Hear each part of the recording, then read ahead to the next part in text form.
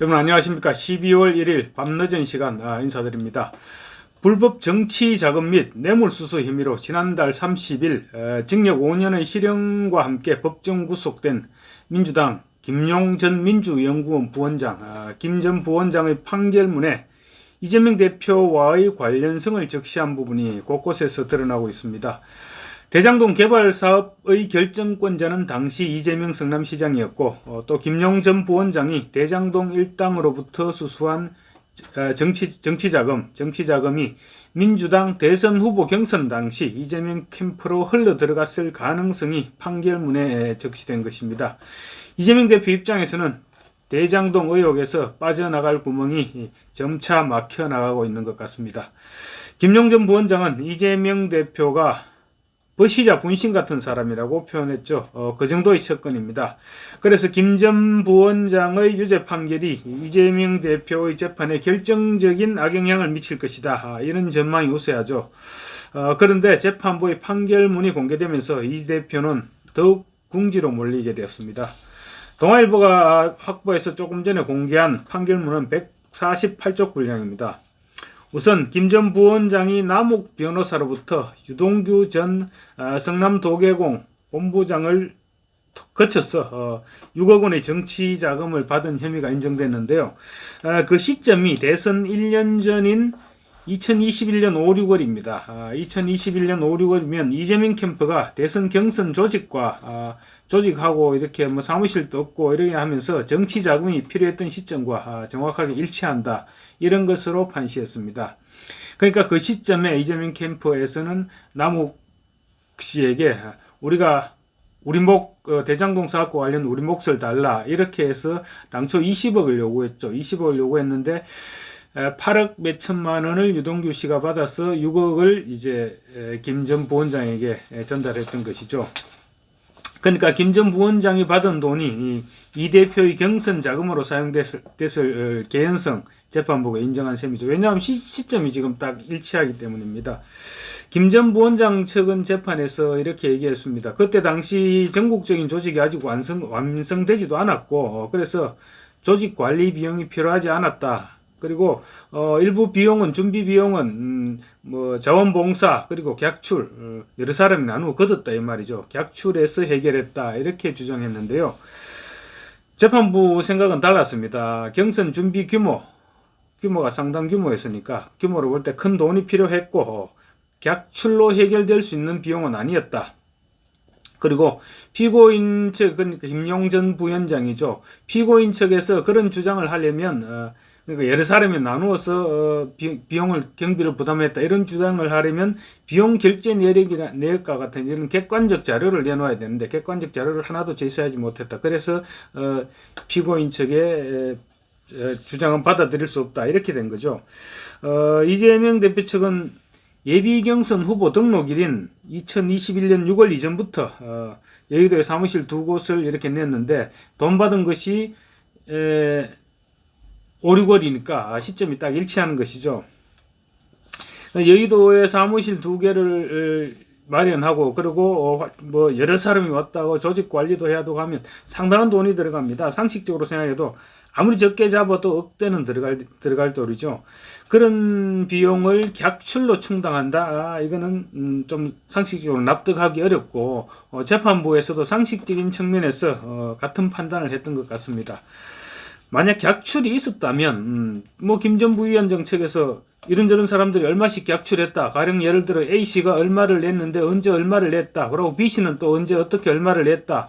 이런 흔적이 남아 있을 것이고 그 A씨나 B씨 이런 당사자들 확인하는 것도 어려운 일은 아니죠.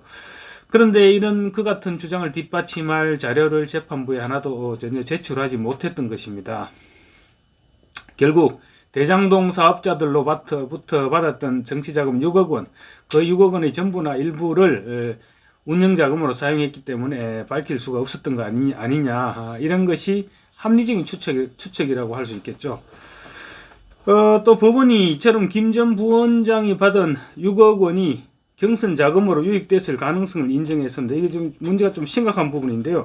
그래서 지금 대장동 김만배 씨가 428억 원을 이재명 대표 측에, 그러니까 정진상 쪽에 주기로 약정했다. 이 약정 의혹이 있었는데 검찰은 이 부분에 대해서는 기소를 하지 못했습니다.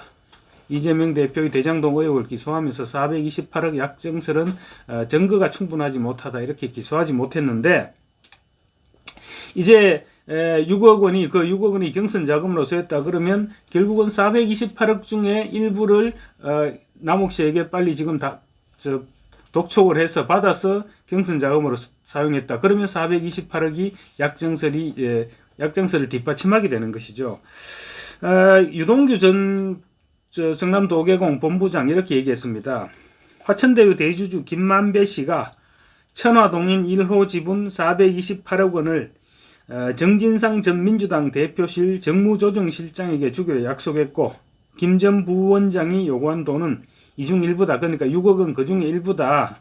이렇게 검찰에 진술했습니다. 왜냐, 이 유동규 씨는 자기가 그 돈을 받아서 전달했기 때문에 잘 알고 있는 것이죠. 그리고 이 428억은 정영학, 소위 말하는 정영학 녹취록에서 그분 것이라고 나오는 바로 그 대목입니다. 검찰은 지난 3월 대장동, 방금 전에 말씀드렸다시피 대장동 의혹으로 이 대표를 기소했는데 이 부분은 428억 약정설은 기소를 하지 못했죠. 근데 이제 1심 재판부가 그 가능성을 인정한 만큼 아마 검찰이 수사를 재개할 단서가 생겼다. 이렇게 볼 수 있을 것 같습니다. 재판부는 또 판결문에서 대장동 사업의 결정권자 성남도시개발공사가 아니고 성남시라고 이렇게 규정을 했습니다. 각종 개발 사업의 인허가와 관련된 직접적인 업무는 공사, 그러니까 성남도시개발공사죠. 공사와 성남시에서 결정해서 추진한 것이다. 이렇게 판시했습니다. 대장동 사업의 최종 결정권자가 이재명 당시 성남시장이라는 검찰의 주장을 일부 수용한 것이죠. 대장동 사업의 지금까지 이재명 대표 측에서는 대장동 사업은 유동규 전 본부장이 다 한 거다 이렇게 떠넘겼는데 그 주장이 틀렸다는 얘기입니다. 그리고 또 재판부는 이재명 대장동 일당과 이재명 당시 성남시장 이재명 대표와의 관련성이 담긴 이른바 정영학 녹취록에 대해서도 증거로 받아들였습니다. 뭐 다소 과장이나 거짓이 있을 수는 있겠지만은 완전히 허언으로 치부할 수는 없다. 이것이 재판부의 판단이었습니다. 그리고 또 재판부는 김용전 부원장, 그리고 정진상 전 실장, 유동규 전 본부장 세 사람의 관계에 대해서도 이렇게 얘기했습니다. 이재명이 정치적 성공을 바라는 정치적 동지이자 의형제라고 할 정도로 친밀한 관계를 유지했다. 이렇게 판결문에 적었습니다.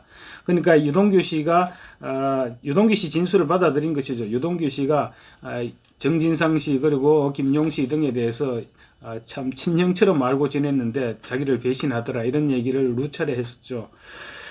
또 재판부가 그리고 대장동 개발 사업의 결정권자가 이재명 대표라는 취지로 판시했고, 또 유동규 전 본부장의 증언과 정영학 녹취록의 신빙성 이기까지 대부분 인정했기 때문에 이제 이재명 대표 대장동